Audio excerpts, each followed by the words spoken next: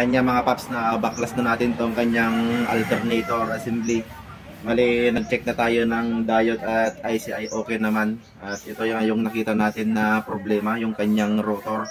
So, paano ba tayo nag-check ng rotor kung ito ay defective? Bali, ginagamitan natin ito ng battery, pag-i-sparkin natin, o mas maganda na ginagamitan natin ng multi-tester. So, ganito lang mag-check mga paps. Pupunta lang natin sa ohms at kukuhanan natin ng resistance.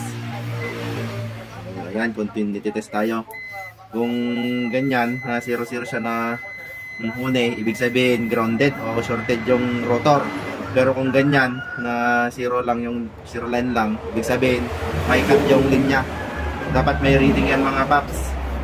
So, ayan, wala nga siyang reading. So, bali may cut nga yung kanyang linya. So, na-check na natin to. At ito yung kanyang problema mga paps.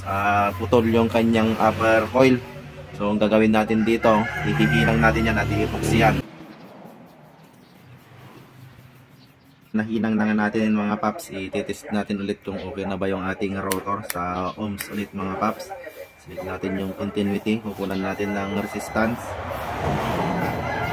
So, ayun, may reading na 2.2, 0.2.2. So, ibig sabihin, goods na yan. At titignan natin kung grounded siya. Okay, wala. Ibig sabihin, goods na, pwede na natin na i-assemble.